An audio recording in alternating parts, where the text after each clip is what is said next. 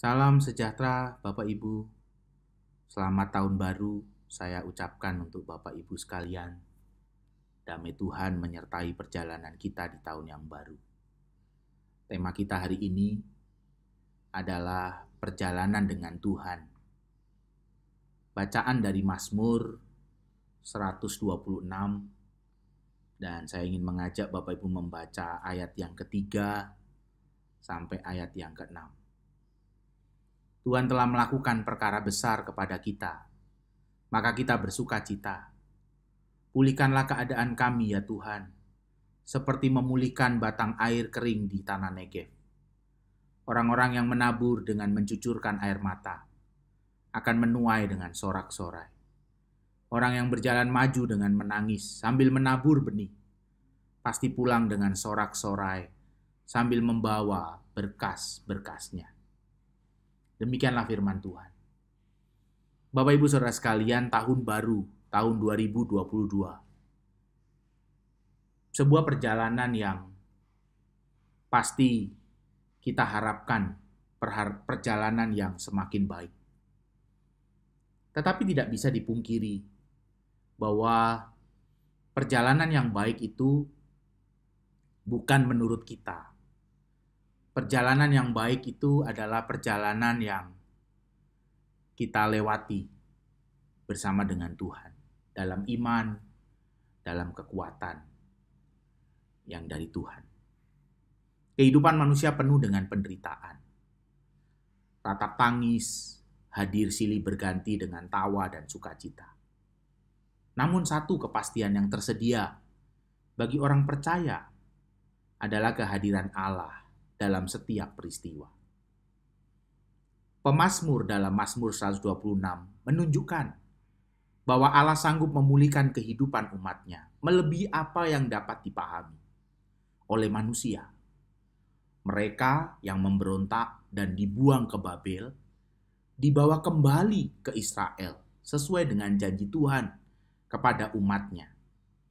Umat Allah yang pulang dari pembuangan melihat hal itu sebagai sesuatu yang sepertinya mustahil. Tetapi hal tersebut merupakan sebuah kenyataan pada akhirnya. Mulut yang penuh dengan tawa dan sukacita merupakan ekspresi dari keajaiban karya Allah di tengah-tengah mereka.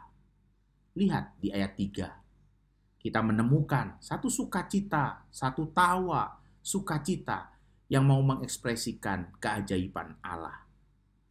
Seruan dinaikkan di hadapan Allah untuk pemulihan keadaan dari penderitaan yang telah mereka jalani.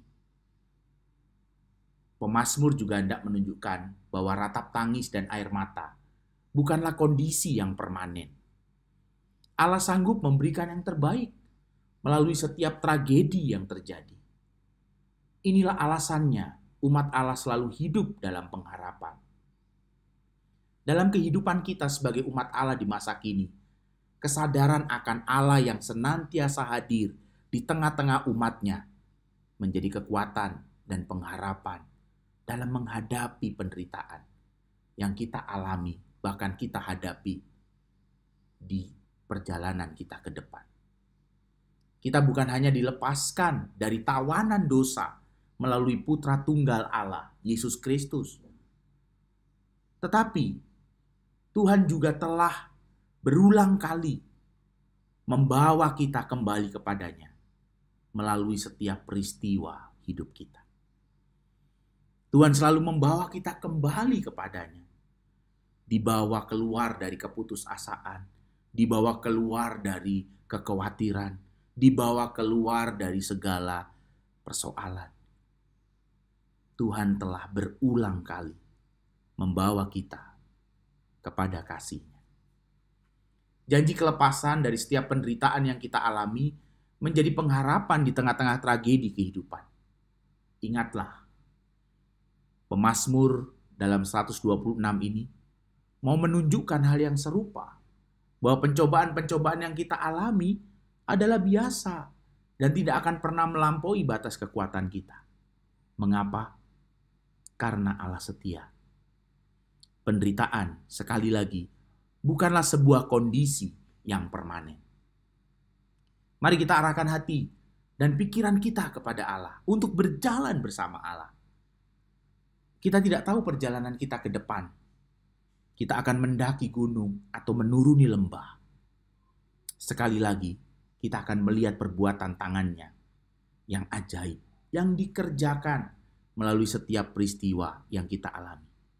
Dan mulut kita akan penuh dengan tawa dan sorak-sorai, karena Allah yang dahsyat ada di tengah-tengah kita, bahkan ada di dalam perjalanan kita. Teruslah berjalan dengan Allah. Karena ketika kita terus menabur, terus punya iman, punya pengharapan di dalam Allah, sekalipun kita menabur dalam tangis dan tetesan air mata, Tuhan akan menumbuhkan apa yang kita taburkan. Tuhan memberkati Bapak Ibu menjalani tahun yang baru 2022. Tuhan ada dalam perjalanan kita. Amin.